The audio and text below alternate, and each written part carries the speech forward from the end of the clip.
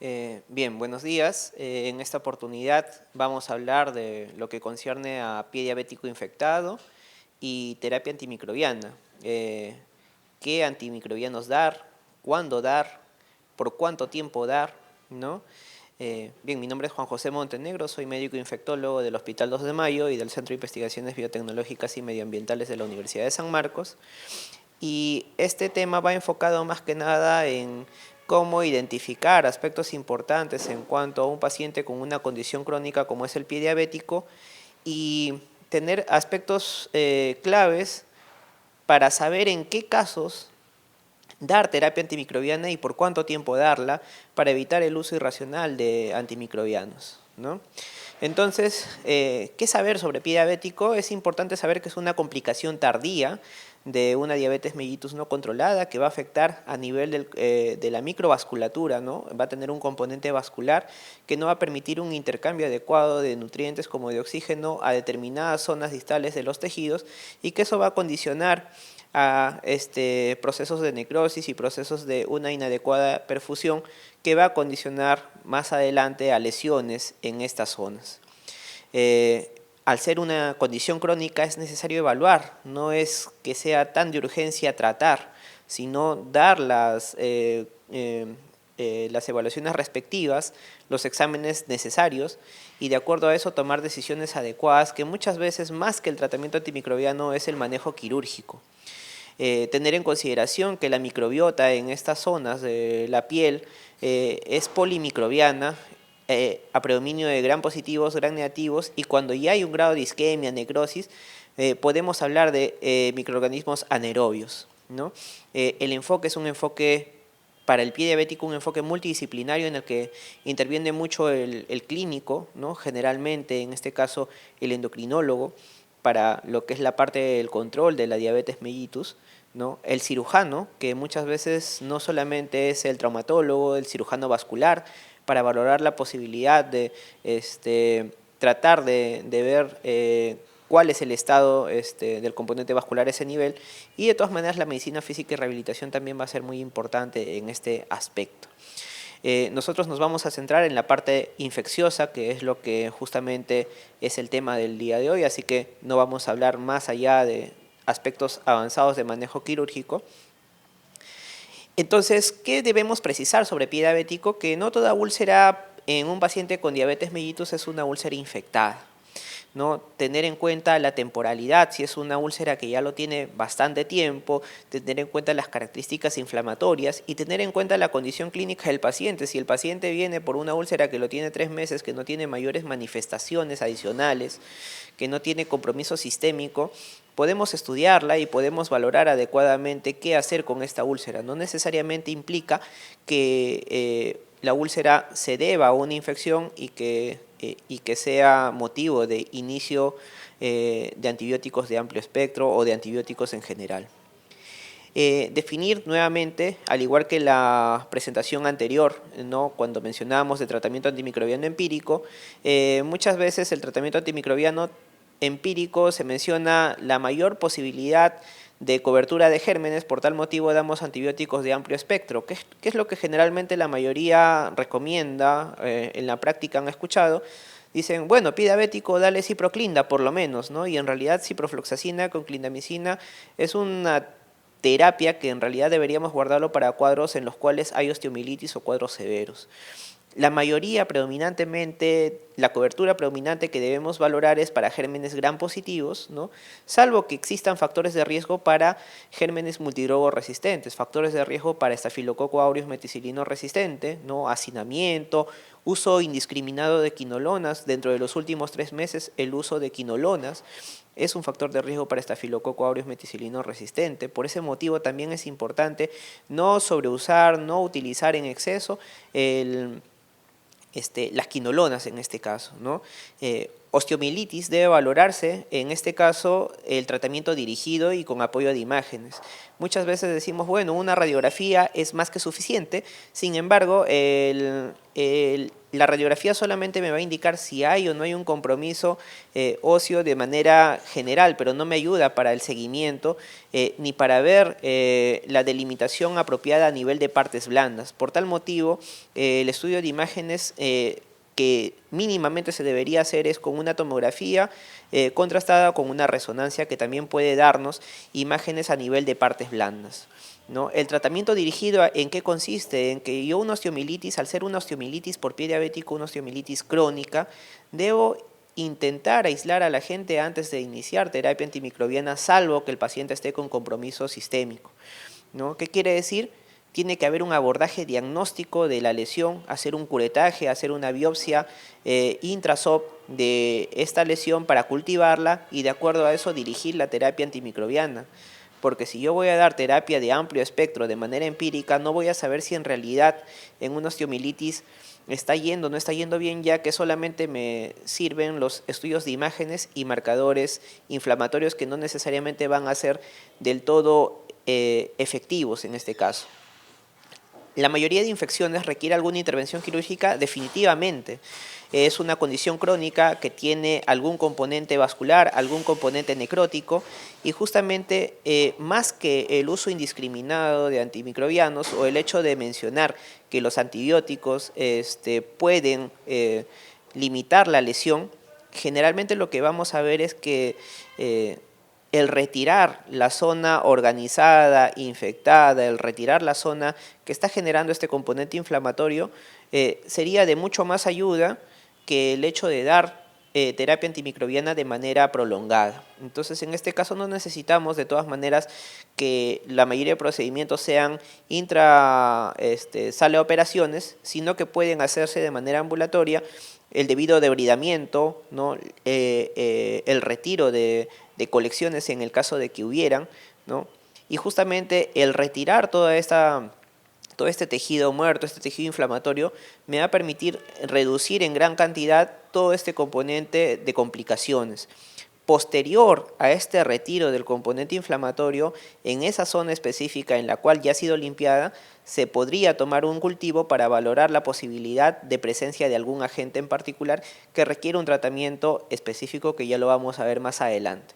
Aspectos relacionados a amputación, revascularización, que son procesos más complejos, ya son motivo de la parte de discusión estructural sobre pie diabético que no es que no es motivo de esta exposición, pero que tiene un componente también multidisciplinario en el cual están involucrados tanto el traumatólogo, el cirujano vascular y que de todas maneras también requiere una celeridad o una urgencia de tratar de solucionar esta situación para evitar complicaciones posteriores. ¿Cómo usar antimicrobianos en un pie diabético infectado? Usarlos si hay un probable beneficio clínico claro. ¿Qué quiere decir?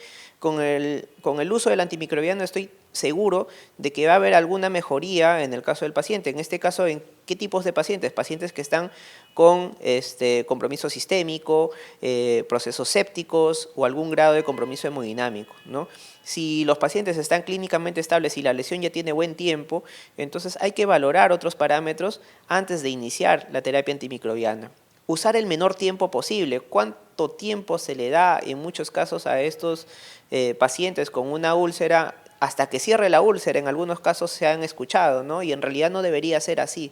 El tiempo posible apropiado está entre 7 y 14 días y eso incluye también el hecho de la deescalación. ¿Qué quiere decir? Yo le puedo iniciar con terapia endovenosa y puedo bajar a terapia oral dependiendo de cómo va el estado del paciente.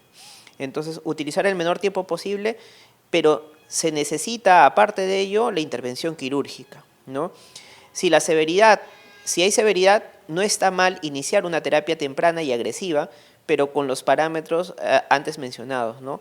Tratar de, antes de empezar o a la par del inicio de la terapia antimicrobiana, tratar de solicitar cultivos, aislar los tejidos para cultivos y con ello reevaluar dentro de los siguientes días el tratamiento que sea más adecuado. El antimicrobiano no reduce o no contiene la necesidad no contiene la lesión y con ello la necesidad de cirugía. Muchas veces dicen, bueno, vamos a ver cómo va con el antimicrobiano y si de acuerdo a ello valoramos que está mejorando, ya no necesita entrar a sala. Eso es mentira. Si es que hay una colección organizada, si es que hay una lesión que requiera debridamiento, limpieza, se tiene que hacer el debridamiento y la limpieza lo más pronto posible para tratar de reducir el número de días con esta exposición y tratar de reducir el número de días de tratamiento antimicrobiano. Si es que se requieren cirugías de mayor extensión o de mayor complejidad, definitivamente también los exámenes se tienen que hacer con la urgencia respectiva, a pesar de que muchos de estos pueden ser un poco no accesibles, como un estudio ultrasonográfico vascular, ¿no?, que muchas veces se necesita para valorar la posibilidad de amputación, ¿no? La limpieza quirúrgica, la debridación o el drenaje de la lesión es más efectiva que prolongar el tratamiento antimicrobiano, eso definitivamente voy a seguir mencionándolo. Y la cobertura antimicrobiana de mayor espectro sin la necesidad de requerirlo, lo único que va a dar es mayor riesgo de cepas resistentes. O sea, ok, de todo el espectro de antimicrobianos que podemos utilizar, bueno, me dicen para infección severa puedo utilizar tal y tal antimicrobiano. Entonces, utilicemos esto por si acaso. Eso no es necesariamente lo más apropiado, porque a las finales no me va a permitir valorar adecuadamente y tampoco vamos a ver una evolución adecuada, y la exposición prolongada a este tipo de antimicrobianos lo único que va a hacer es que esa microbiota que está residente en las zonas de la piel, de partes blandas, se vuelva una microbiota con inducción de cepas resistentes, y esto va a entorpecer el manejo a posteriori, porque justamente ya va a ser un paciente justamente mal manejado que no vamos a saber qué tratamiento antimicrobiano dar, ¿no? Y cuando estas cepas residentes generen foco infeccioso y posteriormente generen bacteriemias, septicemias, va a ser más difícil el manejo. Eso pasa justamente mucho con ciprofloxacina, ¿no? Entonces, pie diabético, ciproclina, ¿no? Entonces le dejamos ciprofloxacina y la ciprofloxacina aumenta el riesgo de cepas multidrogoresistentes, el riesgo de MRSA, el riesgo de AMC, el riesgo de BLE. Entonces, en este caso, el dar tratamientos prolongados con ciprofloxacina lo único que va a generar que esa microbiota se vuelva resistente. Y cuando genere una infección por estos agentes que están residentes ahí inicialmente, lo único que vamos a tener son cuadros infecciosos con dificultoso manejo, ¿no? Entonces, ¿cómo identifico un pie diabético? Esta es la clasificación del ITSA y del Grupo Internacional de Pie Diabético, que tiene los similares parámetros y se basa en los aspectos netamente de inflamación, tanto local como sistémica. El grado 1 quiere decir que no hay signos o síntomas de infección, o sea, incluso puede ser una úlcera crónica, pero que no tiene signos o síntomas de infección. Y por tal motivo no debo dar tratamiento antimicrobiano, ¿no? Probablemente la úlcera se haya formado por un componente vascular, por un componente necrótico, y no necesariamente implique dar tratamiento antimicrobiano. El grado 2, que se considera una infección leve, se circunscribe básicamente a la inflamación a nivel de partes superficiales, piel y tejido celular subcutáneo, con al menos 2 de los siguientes criterios, ¿no?, que están mencionados ahí, que sería 1, la hinchazón o induración, el eritema, que no debe ser mayor a 2 centímetros alrededor de la úlcera. O sea, si es que tengo la úlcera y alrededor de esta úlcera hay una formación eritematosa, ¿no?, que es mayor de 2 centímetros, ya estoy hablando de una infección leve, ¿no? Menor de 2 centímetros estoy hablando de una infección leve, si es mayor de eso ya estaríamos hablando de una infección moderada, ¿no? La sensibilidad o dolor local también es un aspecto importante, el calor, ¿no?, o sea, signos inflamatorios localizados. Y si hay una descarga purulenta, generalmente el contenido es espeso, opaco, blanco, que puede ser sanguinolento, ¿no? En este caso, drenar esta situación sería, digamos, un poco más beneficioso que el hecho de dar solamente terapia antimicrobiana.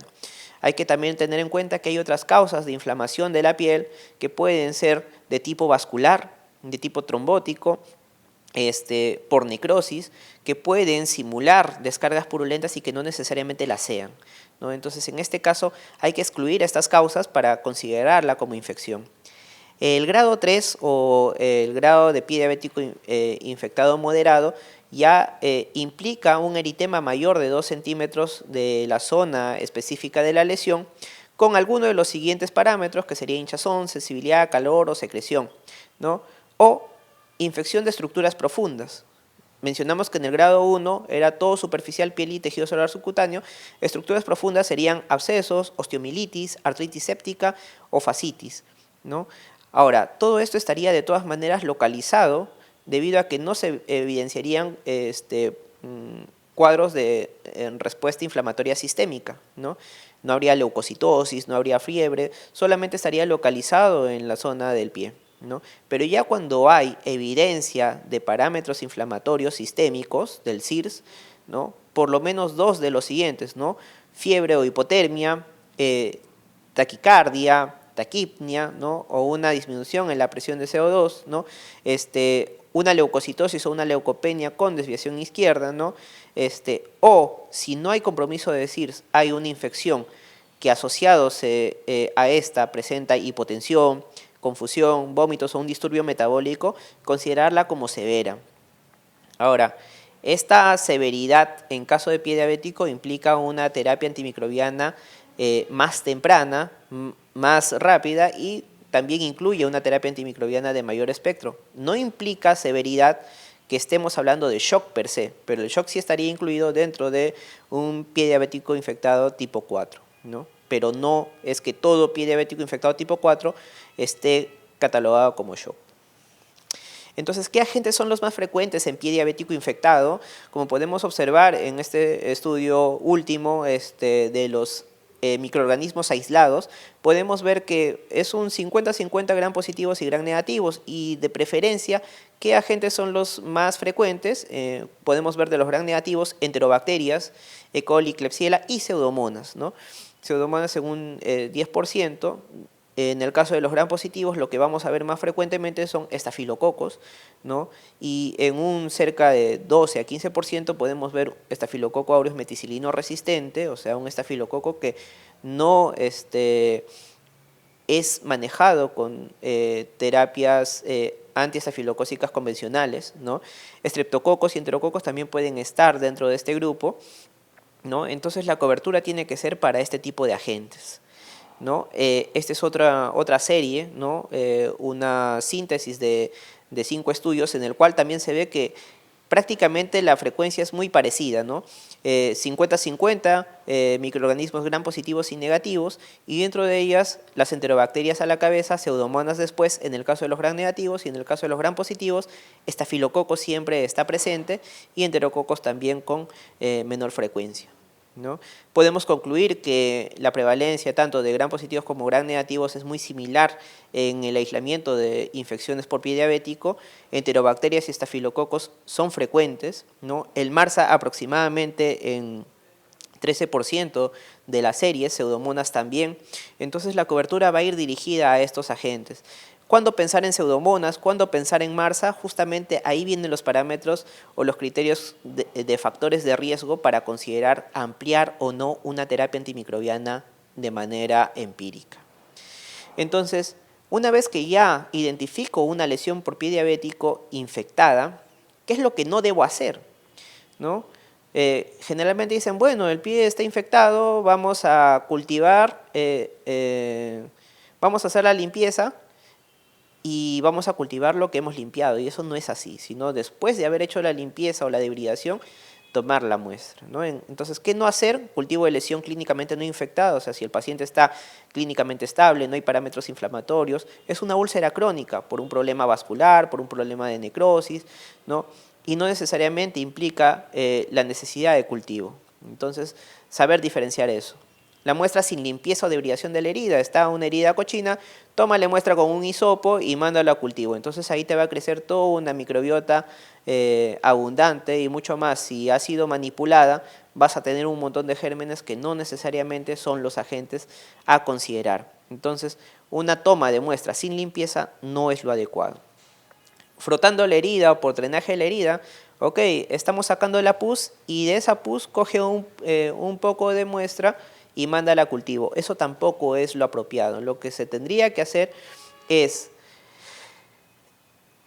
una muestra apropiada de casi todas las heridas que considera infectadas. O sea, si tiene más de una herida, tomar de cada una de estas. Limpiar y debridar previamente. O sea, ¿qué quiere decir? Si hay un contenido sucio, cochino, que está organizado, hay que retirar primero eso y después de haber retirado eso, Intrasop con la mayor capacidad de esterilización, se toma el cultivo respectivo para tratar de aislar el agente que probablemente puede estar dentro de esos tejidos como un posible agente infeccioso. La obtención, ¿de qué forma se hace? Con un raspado con bisturí estéril, con una cureta, o en el caso de biopsia de la parte de la úlcera debridada, después de haber hecho la limpieza y el debridamiento adecuado de esa lesión. O sea, tiene que ser una úlcera después de la limpieza, una úlcera limpia, ¿no? El aspirado con aguja estéril cuando hay una secreción purulenta. Generalmente lo que tenemos es un contenido inflamatorio superficial solamente con flogosis de manera externa, no hay úlcera, pero sí evidenciamos a la palpación que hay un contenido en la parte inferior. Entonces lo que se tiene que hacer es primero limpiar, esterilizar la zona de probable ingreso de la aguja, y con una aguja estéril tratar de sacar la secreción purulenta, ¿no? Esa sería otra forma, y ese contenido tratar de llevarlo a un medio de cultivo o un medio de transporte apropiado. En este caso los frascos de cultivos automatizados pueden ser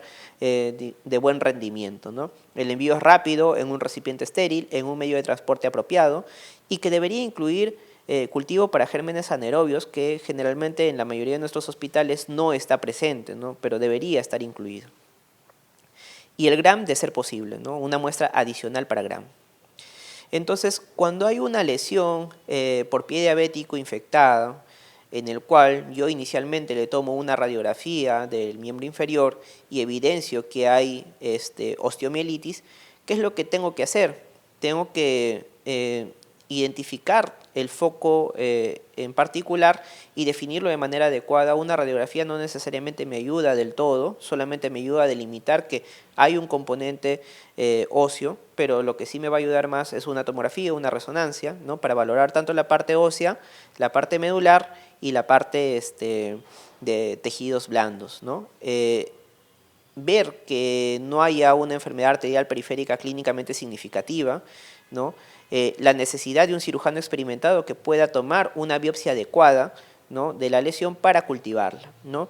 Después de ello, la preparación tiene que ser una preparación aséptica con una ruta transcutánea no ulcerosa, ¿no? O sea, tiene que ir en una zona en la que no haya un trayecto ulceroso, ¿no? Se realiza la limpieza con solución povidona iodada, ¿no?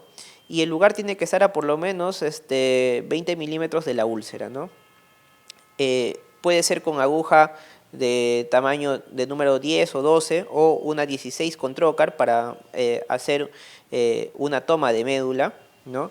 Y el contenido estéril tiene que ir a frascos de cultivo. Entonces, esa es la forma en la que yo voy a tener una muestra de tejido óseo de manera adecuada y que me va a permitir reevaluar en el corto plazo el tratamiento antimicrobiano. ¿Por qué? Porque una osteomielitis de este tipo, como toda osteomielitis crónica, el tratamiento es dirigido. ¿Por qué? Porque no puedo dar tratamiento de amplio espectro sin saber específicamente qué es lo que va a pasar. Si hay un fracaso, si hay un aumento de la lesión, si hay un compromiso mayor a largo plazo, no voy a saber cómo reevaluar debido a que no tomé los cultivos previamente.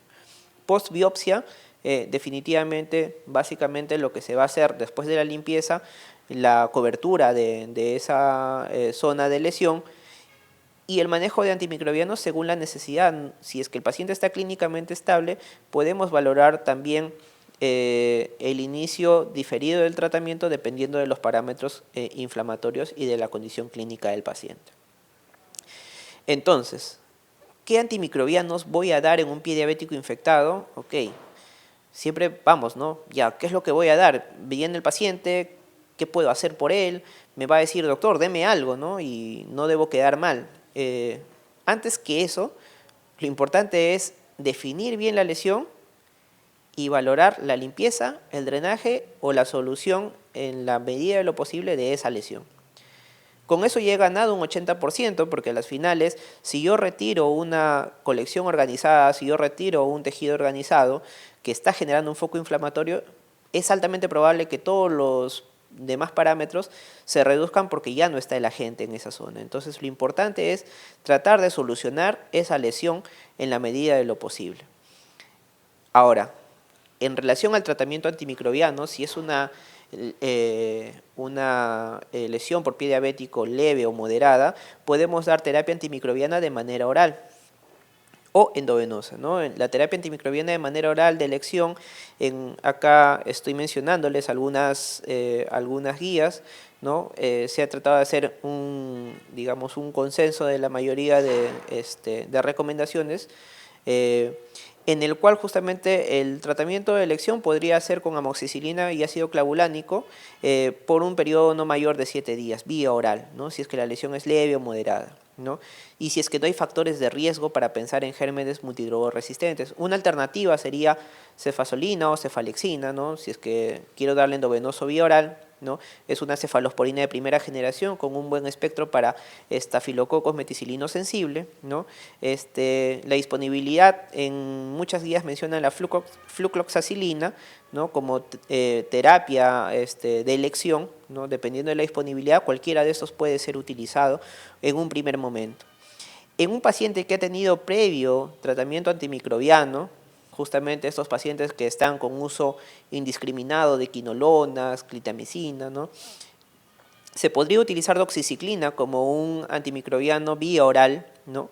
Y puede ir solo o puede ir agregado a clindamicina o metronidazol, dependiendo si es que la lesión tiene un compromiso isquémico, hay un compromiso moderado, ¿no? Y se está sospechando también en riesgo de MRSA comunitario, podría también de todas maneras clindamicina ayudar con doxiciclina en esa terapia antimicrobiana. El tiempo de tratamiento generalmente son 7 días. Ahora, doctor, pero 7 días y sigue la lesión con secreción, con parámetros, ok, llamaste al cirujano, solucionaron el problema local. Bueno, si no soluciona el problema local, por más antimicrobianos que le den, va a seguir este problema o puede aumentar. Entonces, el asunto es que el antimicrobiano ayuda, pero no va a solucionar el cuadro si es que no se tiene una adecuada intervención de la zona localizada de la lesión. En cuadros severos, ¿qué es lo que debo yo coberturar? En este caso, la cobertura debería estar con énfasis en pseudomonas, como vimos, es uno de los agentes que también está dentro de este aspecto, y también anaerobios, ¿no? Entonces, piperacillina tazobactam en aquellos establecimientos en los cuales lo presenten es una buena opción. No es tampoco que a todo paciente tenga que darle piperacillina tazobactam, sino tratar de evitar el uso a menos de que haya una condición específica que lo requiera, ¿no? Cefepime con metronidazol podría ser otra opción, es una cefalosporina de cuarta generación, tiene un buen espectro con disminución de selección de cepas resistentes como puede ser una cefalosporina de tercera, ¿no? Y el metronidazol da cobertura para anaerobios, ¿no? Ciprofloxacina con clindamicina, como les mencionaba, ¿no? Es lo que generalmente damos desde una lesión. Hay una úlcera ciproclinda y en realidad ciprofloxacina con clindamicina tiene que ser guardada para las condiciones de severidad, condiciones de osteomielitis, en los casos en los cuales amerite, ¿no? Puede ser dada de manera oral o endovenosa. Cuando ya hay un compromiso vamos a verlo más adelante, hay un compromiso óseo, definitivamente por lo menos debo valorar 2 semanas con terapia endovenosa. Si el paciente presenta shock o hay factores de riesgo para Staphylococcus aureus meticilino resistente, ya les he dicho, hacinamiento, uso previo de antimicrobianos, en este caso quinolonas, ¿no? O alguna colonización previa o alguna evidencia previa del paciente que haya estado hospitalizado, hay que valorar la posibilidad de dar vancomicina si es que la condición clínica es severa sin alteración hemodinámica, si es por la sospecha de MRSA. Pero si hay shock, hay compromiso hemodinámico, también debemos pensar en Staphylococcus aureus meticilino resistente y dar empíricamente vancomicina. ¿Qué quiere decir? Que al tercer día, después de haber tomado los cultivos, después de haber visto la evolución clínica y ver los parámetros inflamatorios, yo puedo desescalar. No necesariamente implica que voy a estar continuando con la terapia antimicrobiana. Agregar ertapenem. El ertapenem es es un carbapenémico de espectro reducido, más que nada para enterobacterias multidrogoresistentes, no incluye pseudomonas, ¿no? Ese es su limitante, u otro antimicrobiano de amplio espectro según el cultivo o los factores de riesgo del el paciente. En este caso ya sería más que nada para la terapia antimicrobiana empírica. El tiempo de tratamiento es de 7 a 10 días, 14 días si hay bacteriemia, ¿no? Pero en realidad no debería pasar de ese periodo de tiempo en el caso de que haya lesión con osteomielitis. El manejo va a ser similar. Si es aguda o crónica, el manejo va a ser similar, por lo menos 2 semanas de tratamiento endovenoso, y después dirigir el tratamiento antimicrobiano según cultivos. Si el cultivo sale negativo, no tenemos un aislamiento, podemos utilizar como terapia empírica ciprofloxacina con clindamicina o doxiciclina sola o doxiciclina con clindamicina, y el tiempo de tratamiento más o menos son entre 6 a 12 semanas, dependiendo de la evolución de los estudios de imágenes, que se van a pedir por lo menos a las 4 a 6 semanas. Entonces, estas son las dosis y los esquemas sugeridos. Lo que les he colocado en negro generalmente es la sugerencia que se les podría dar para un manejo, digamos, convencional. ¿Por qué? Porque va a reducir también el riesgo de selección de cepas resistentes. No recomiendo de primera elección quinolonas, por lo ya antes mencionado. Cefalosporinas también pueden generar inducción de cepas multidrogoresistentes, la inducción de cepas AMC, ¿no? Flucloxacilina en caso en el que haya disponibilidad, pero lo que sí tenemos disponibilidad es amoxicilina, ácido clavulánico, que tiene un buen espectro de acción, que puede ser utilizado en lesiones leves o moderadas como tratamiento ambulatorio con reevaluación posterior. Doxiciclina como un tratamiento solo o adyuvante con clindamicina, que podríamos dar en una lesión moderada o en aquellos pacientes en los cuales ha habido uso previo de antimicrobianos. Y para manejo inicial a nivel hospitalario, a nivel de internamiento, piperacillina tazobactam es una buena opción, cefepime es otra buena opción, y si hay un compromiso isquémico podríamos agregar a cefepime metronidazol, ¿no? Piperacillina tiene un espectro contra anaerobios, contra gram positivos y gram negativos, con cierto espectro de resistencia. Bien, me parece que esto sería todo. Muchas gracias.